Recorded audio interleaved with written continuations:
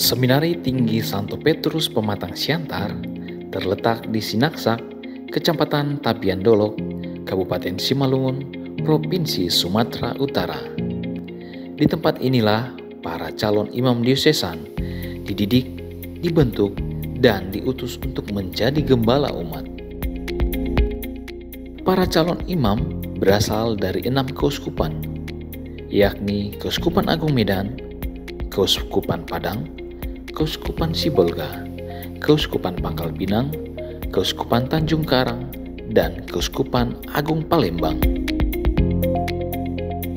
Seminari Tinggi Santo Petrus dimulai dan diawali di Parapat.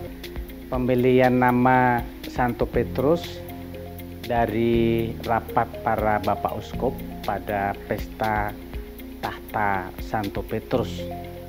Setelah cukup lama di Parapat dan para frater tinggal di keluarga-keluarga, para Bapak Uskup memikirkan tempat yang lebih memadai untuk pendidikan calon imam. Maka pada tanggal 15 Juli 1986, Seminari Tinggi Santo Petrus dipindah di daerah Sinaksak, Pematang Siantar. Karena tempat baru dibangun, dari sarana dan prasarana pada awalnya pastilah sangat sederhana, tetapi lebih memadai dari semula di Parapat. Dan bersamaan juga di Sinaksak, Pematang Siantar, ada lembaga pendidikan untuk para frater namanya Sekolah Tinggi Filsafat dan Teologi Santo Yohanes. Untuk visi Seminari Tinggi Santo Petrus ini menyiapkan calon-calon imam diosesan untuk gereja Regio Sumatera tentunya. Dan harapannya bahwa dengan berdirinya Seminari Tinggi Santo Petrus ini, imam-imam diosesan Regio Sumatera bisa menjalani pendidikan di sini dengan baik dan dengan memadai. Dalam prosesnya, pembinaan calon imam diosesan dibantu oleh tim yang profesional yang mampu mendidik secara akademik maupun secara spiritualitas. Hal ini tentunya untuk mewujudkan cita-cita STSP sebagai penghasil calon imam projo yang berkualitas prima.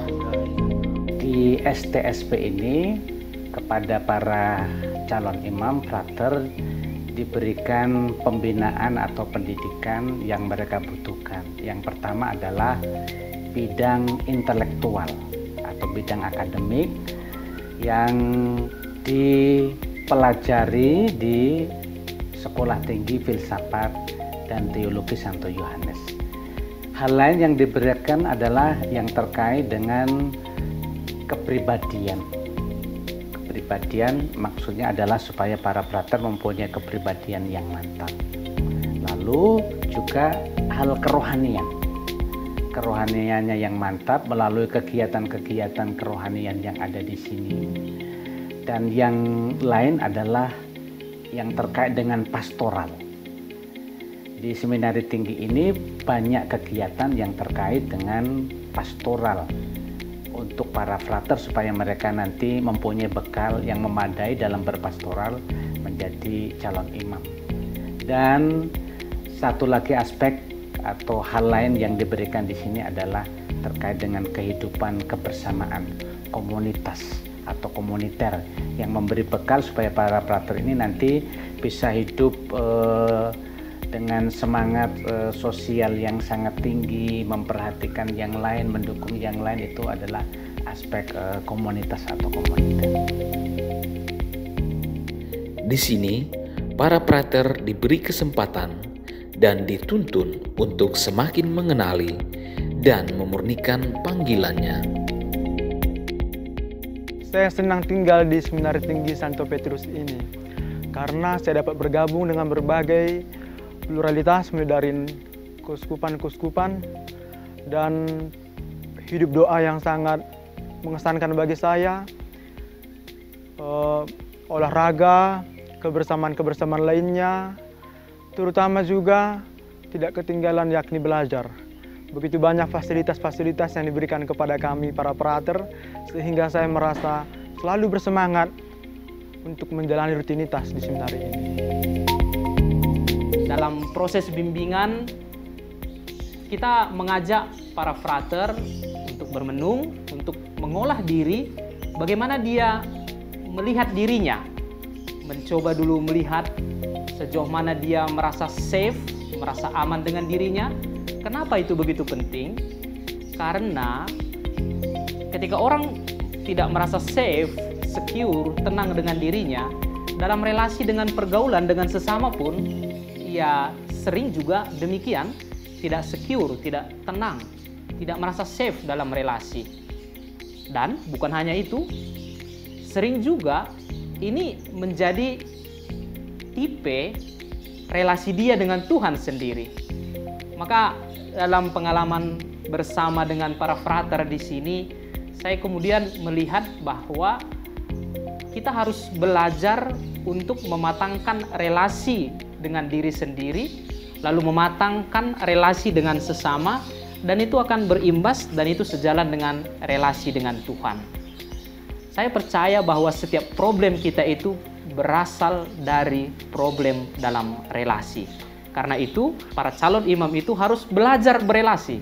Dan dalam konteks di seminari, saya pikir itu banyak sekali yang bisa dilakukan oleh para frater dalam keseharian, tapi juga diolah dalam bimbingan-bimbingan yang dibuat di sini. Hidup sebagai calon imam diosesan itu harus mampu berdoa, harus mampu menghayati panggilannya di tengah keramaian, dalam arti hidup di tengah umat tetapi tetap menjaga identitas sebagai imam. Berbeda dengan imam biarawan atau imam-imam ordo yang berada di ordo dan mereka lebih fokus untuk berdoa. Sementara imam diosesan harus berada di paroki dan bersama umat. Nah, kepada para pendamping atau kami sebut di sini moderator ini, para frater bisa bercerita tentang kehidupannya soal apa saja, sama seperti seorang bapak kepada seorang anaknya.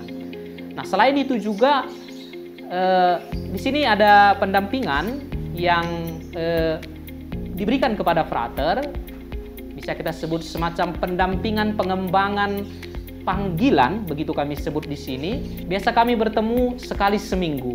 Frater bebas bercerita apa saja pun tentang hidupnya, tentang pergolakan hidupnya, dan biasanya dalam perbincangan itu para frater banyak bercerita tentang ya problem-problem yang dia hadapi, terkadang juga keraguan dia, cita-cita dia, atau mungkin juga problem-problem keluarga yang menjadi hal-hal yang membebani dalam perjalanan panggilan frater yang bersangkutan. Kami biasa bersama akan mencari apa sih problem sentral dalam hidupnya, lalu apa kekuatan sentral di dalam hidup frater yang bersangkutan ini, dan itu kita coba olah bersama dengan frater yang bersangkutan.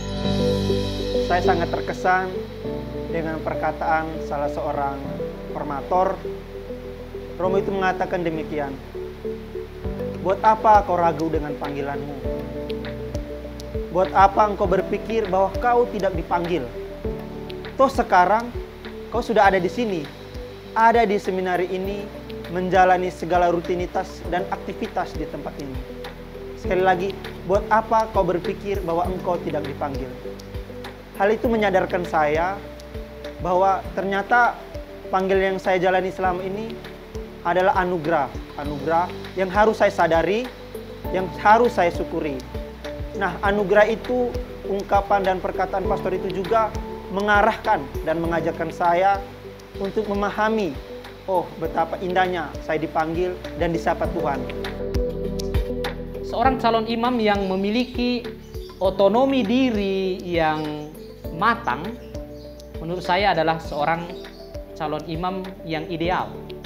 Seorang yang matang itu bukanlah seorang yang tidak pernah salah. Seorang yang matang adalah seorang yang sudah salah, sudah jatuh, dia bisa bangkit kembali. menunjukkan bahwa dia tidak pernah salah. Tapi kalau dia salah, dia jatuh, dia bangkit kembali. Itulah takaran kematangan secara umum menurut saya.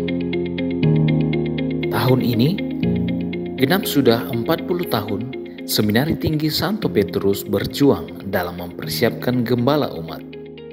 Ratusan imam telah bekerja di ladang Tuhan dan 2 orang diantaranya telah menjadi uskup, yakni Uskup Keuskupan Agung Palembang, Monsinyur Yohanes Harun Yuwono, dan Uskup Keuskupan Sibolga, Monsinyur Fransiskus Sinaga. Semoga Seminari Tinggi Santo Petrus Pematang Siantar semakin maju dalam mencetak imam diosesan Regio Sumatera yang siap melayani umat.